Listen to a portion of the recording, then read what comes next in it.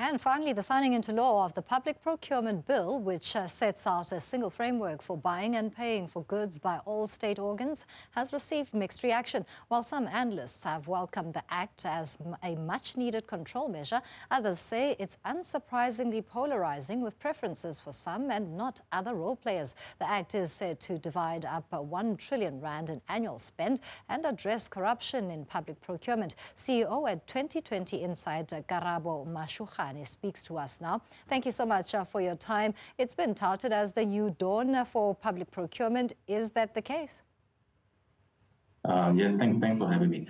I think it does make some far-reaching changes, and I think it will really help to drive transformation in expenditure, especially when read in conjunction with the new legislation also on small business development. I think also for SMMEs.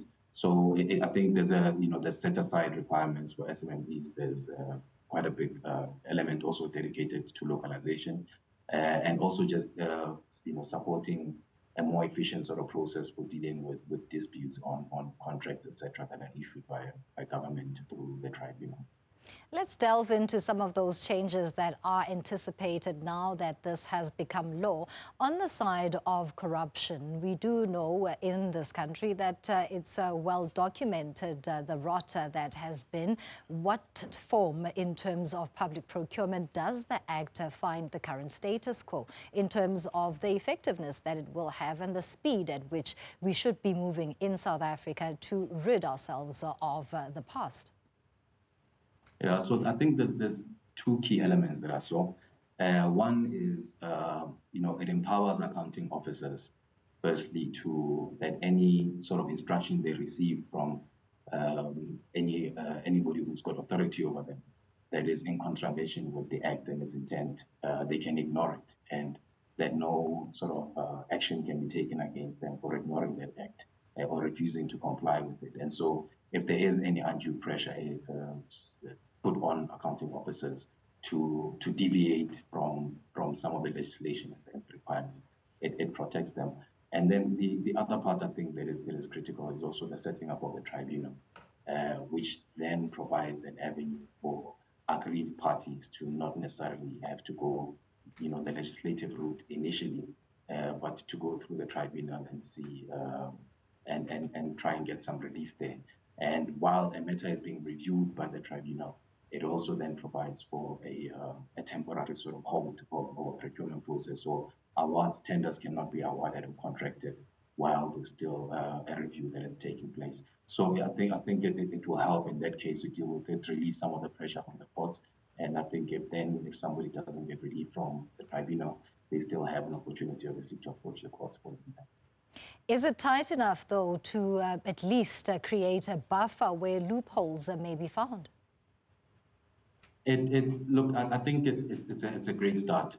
There's the Public Procurement Office that is set up within Treasury, which is empowered to then make changes and to manage and to monitor what is happening, how it is implemented, as well as any sort of loopholes. So I think there will be some opportunities. I don't think we should expect it to be perfect in the start. I think it's a great start, and it does provide for future improvements where required. Especially, I think for me, the part that I really like is the support for small businesses in terms of procurement, small enterprises, that we see within that a protection in terms of creating a market for local businesses and for local small enterprises. And it also refers to the BEE legislation, to the codes that should be implemented in accordance with the codes. While on the other hand, you've got the SME legislation that has been put in place that then provides protection to small businesses in terms of, for example, being paid on time.